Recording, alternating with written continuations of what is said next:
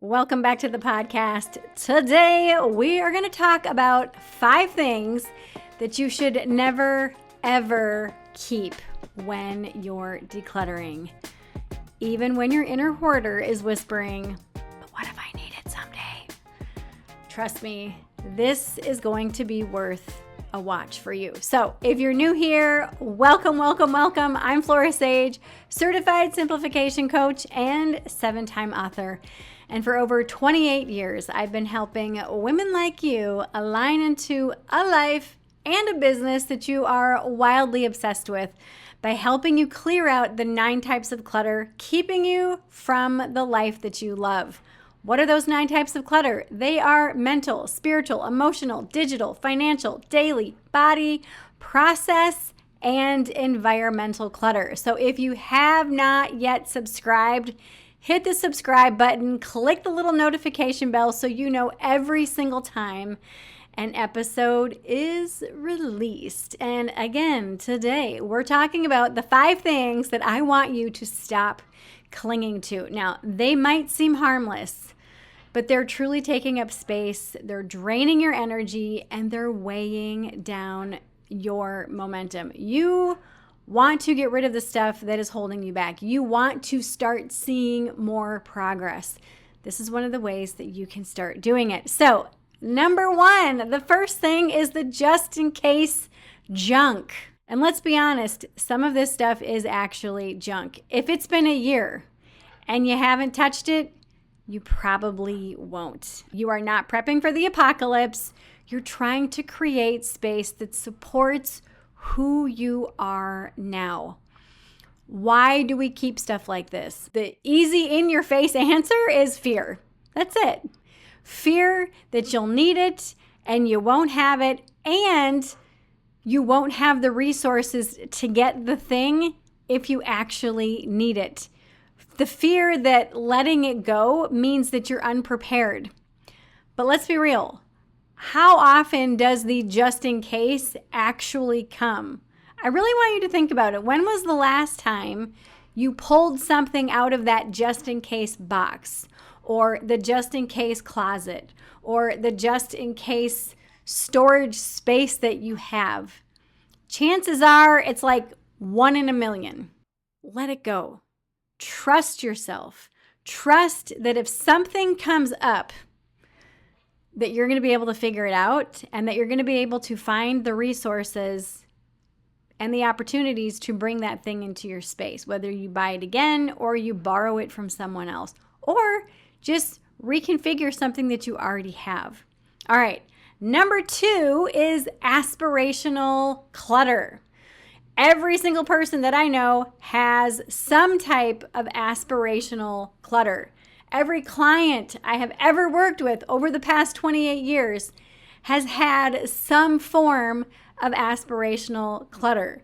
What does this look like? It looks like the yoga mat that you've never unrolled, the stack of business books that you've been meaning to read, but you just haven't gotten around to it, the paint set from your, maybe I'll be creative place or mindset.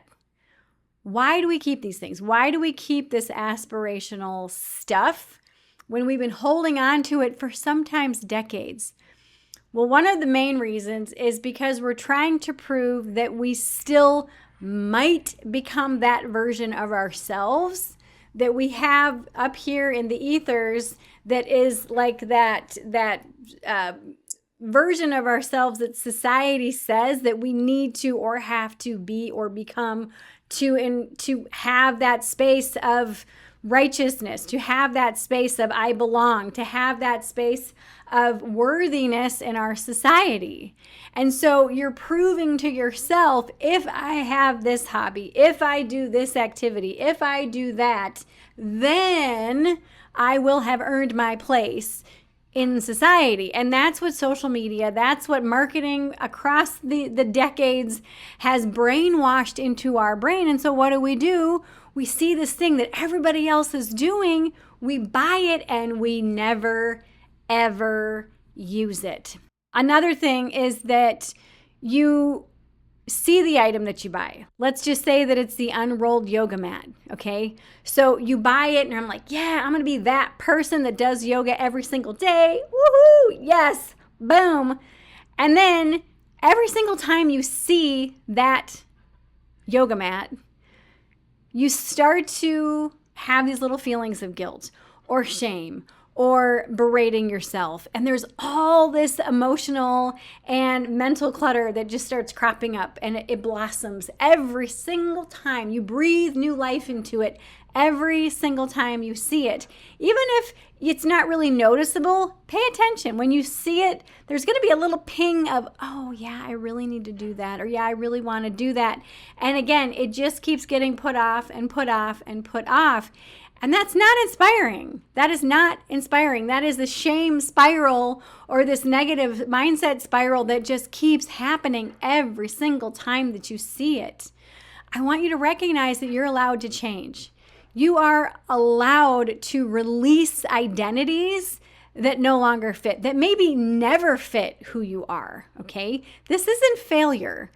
This is growth, recognizing that, hey, somebody else can go do that hot yoga. I'm cool with just my leisurely walks, or I'm cool with doing HIIT twice a week, or whatever your thing is.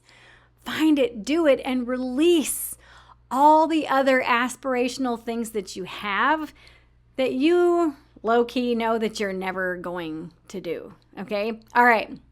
Number 3 is broken stuff that you plan to fix.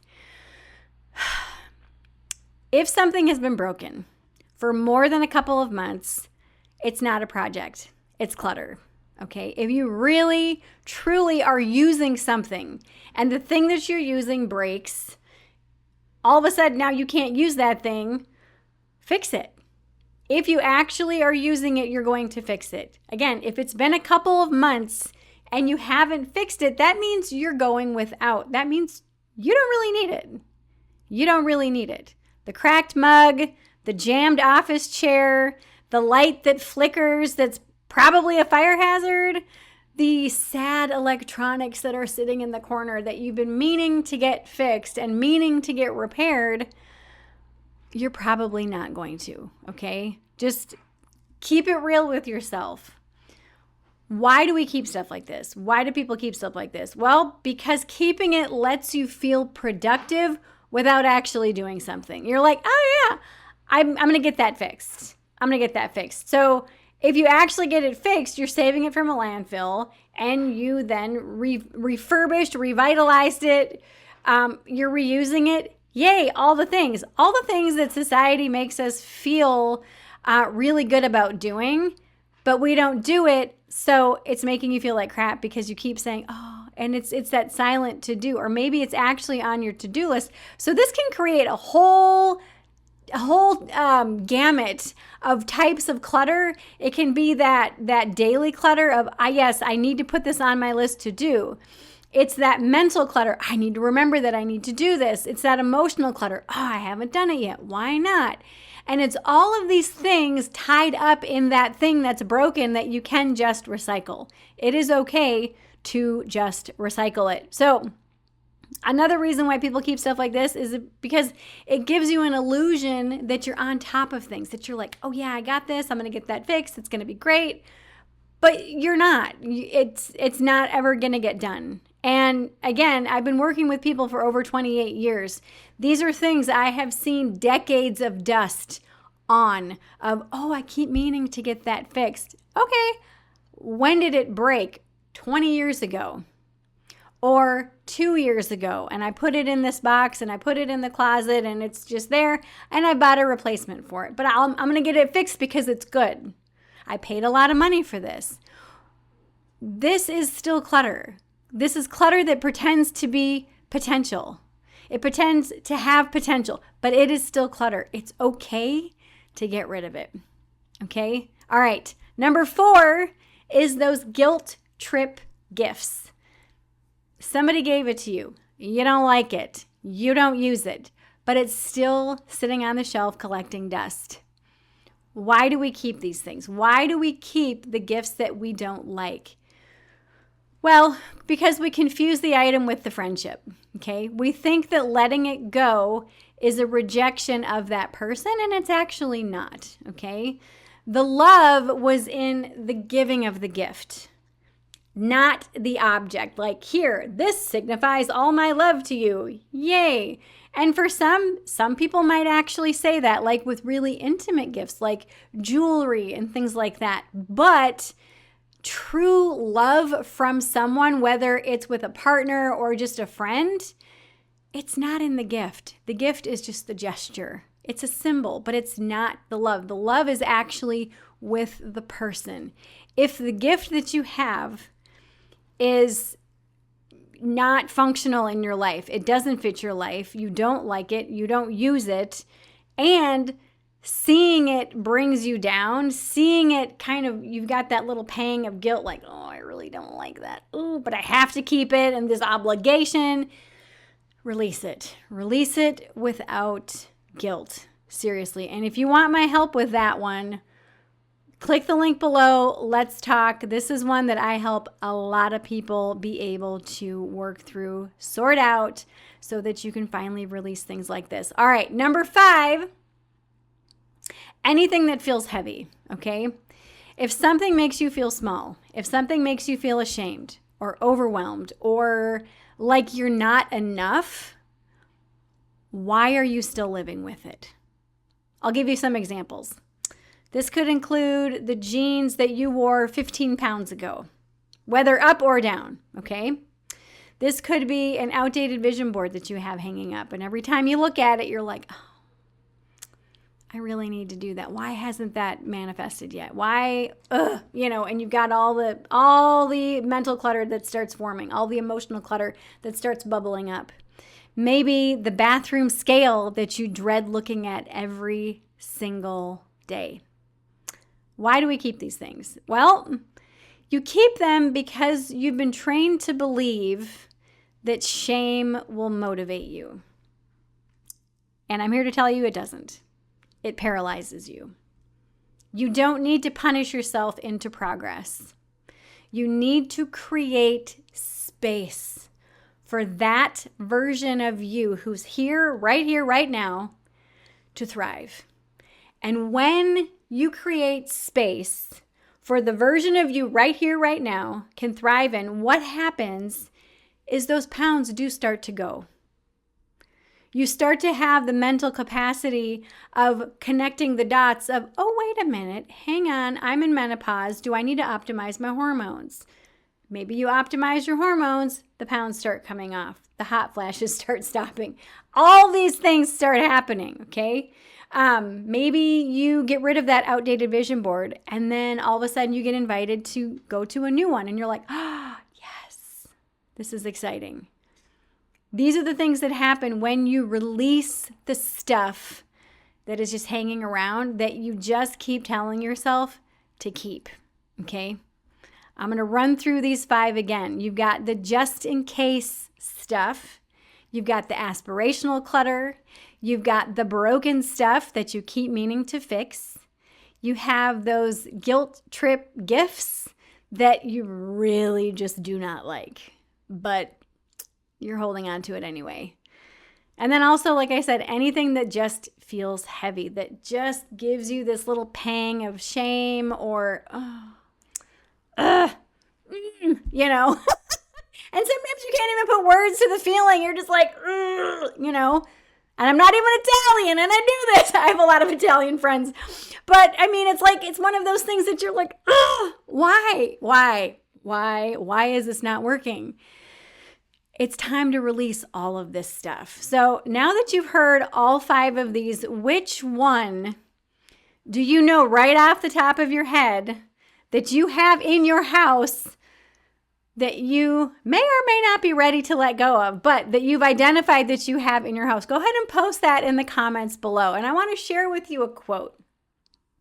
This is by Louise Smith, and she says, "You can't reach for anything new if your hands are full of yesterday's clutter." So again, which one of these 5 do you have in your home right now? And share with me in the comments, are you ready to let go of these things? Are you ready? Like, Which one do you have? And are you finally ready to let go of it? Let me know. Also, if you've liked this video, please give it a thumbs up, like, subscribe, share, turn on that notification bell so you know every single time an episode is released. And also, if you are not on my email list, click the link below for my website, jump on my email list. Let's talk. Also, we are gathering a group of women to do a group 90-day decluttering sprint. So for the next 90 days, I'm going to help you declutter not only your environmental stuff, but any of the other stuff that kind of pops up during our 90 days together. So this is a hybrid group and private offer. So if you're interested, reach out to me, sign up for my email list. You're going to get some fabulous emails in your inbox every single week. So good. All right. Thank you for tuning in, and I will see you back here next time. Bye.